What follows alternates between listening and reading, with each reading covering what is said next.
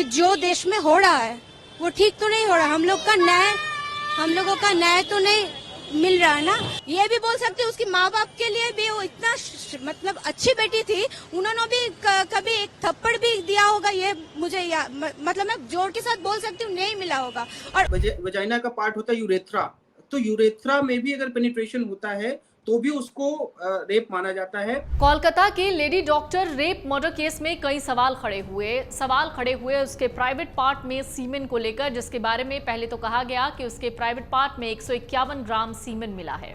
अब ऐसे में एक और सबसे बड़ा सवाल है कि आखिरकार ये सीमेन क्या होता है, और सबसे बड़ी बात कि अगर ये सीमेन किसी के प्राइवेट पार्ट में ना मिले तो क्या उसे रेप नहीं माना जाएगा।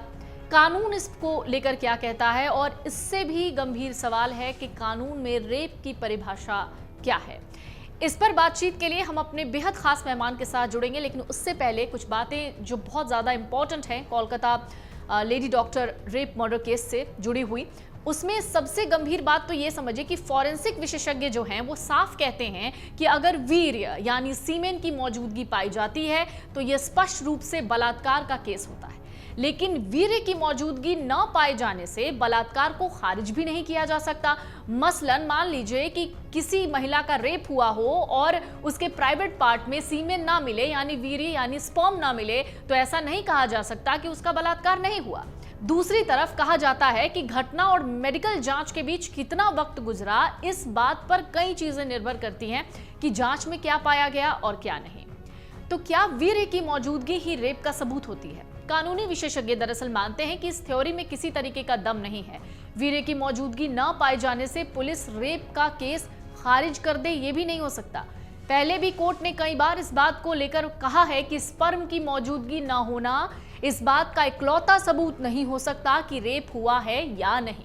परमिंदर उर्फ लड़का पोला बनाम स्टेट केस में सुप्रीम कोर्ट ने हाई कोर्ट के फैसले की पुष्टि करते हुए कहा था कि बलात्कार को साबित करने के लिए वीर्य की मौजूदगी जरूरी नहीं है। हाई कोर्ट ने मेडिकल ज्यूरिस्प्रूडेंस और टॉक्सिकोलॉजी के इस पैसेज को माना था। ये पैसेज क्या है समझ लीजिए। ये पैसेज है, रेप के मामले में अपराध साबित करने के लिए जरूरी नहीं है कि लिंग के पूरे प्रवेश के साथ हाइमन टूटे और वीर्य का उत्सर्जन हो।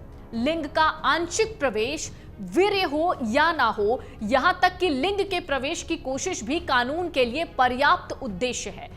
जननांग पर किसी घाव के बगैर, वीर्य के दाग छोड़े बगैर भी रेप का अपराध कानूनी तौर पर पुष्ट हो सकता है। एक और जजमेंट है वाहिद खान बनाम स्टेट केस में सुप्रीम कोर्ट ने साफ कहा था कि लिंग का आंशिक प्रवेश भी बलात्कार के अपराध की पुष्टि के लिए पर्याप्त है। इसी तरह उत्तर प्रदेश के स्टेट बनाम बाबूनाथ केस, तारकेश्वर साहू बनाम बिहार स्टेट, अमन कुमार बनाम हरियाणा स्टेट, राज भौमिक बनाम त्रिपुरा स्टेट जैसे कई मामलों में कोर्ट ने कई बार यही बात दोहराई है। तो क्या है रेप की कानूनी परिभाषा? दिल्ली के बेहद चर्चित 2012 सामूहिक बलात्कार कांड के बाद सुप्रीम कोर्ट की एक कमेटी ने रेप और यौन शोषण मामले के लिए संशोधन सुझाए जाने के बाद मार्च 2013 में केंद्र सरकार ने कानून में संशोधन किया। इस बदली परिभाषा के मुताबिक महिला के जननांग, मूत्रांग या गुदा में उसकी मर्जी के बगैर जबरन शरीर के किसी भी अंग या किसी और चीज का प्रवेश रेप माना जाएगा। इस परिभाषा में जबरन ओरल सेक्स भी शामिल है। तो क्या पीड़िता के बयान की अहमियत होती है? कानून के बारे में जानकारी रखने वाले लोग कहते हैं कि बलात्कार पीड़िता के बयान की पुष्टि की जरूरत होती है। ऐसे में कई मामले सामने आ चुके हैं जब कोर्ट ने मौत से पहले दिए गए पीड़ितों के बयान के आधार पर बलात्कार के मामलों में दोषी ठहराने की कवायद की है।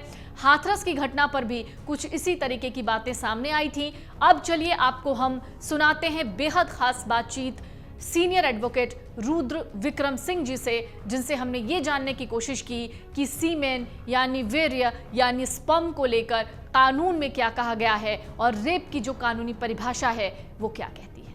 देखिए, जो दावे किए जा रहे हैं सोशल मीडिया पे उसकी पुष्टि ऑनरेबल कोर्ट ने भी जैसा कहा कि सोशल मीडिया की बातें हम कोर्ट में नहीं करते, क्योंकि कोर्ट में जब बातें होती हैं तो प्रॉपर एविडेंसेस पे बात होती है, विटनेसेस पे बात होती है। जो कोर्ट की कार्रवाई होती है वो हम आम जन में या सोशल मीडिया पे बात करते हैं आम बोलचाल से बहुत डिफरेंट होती है।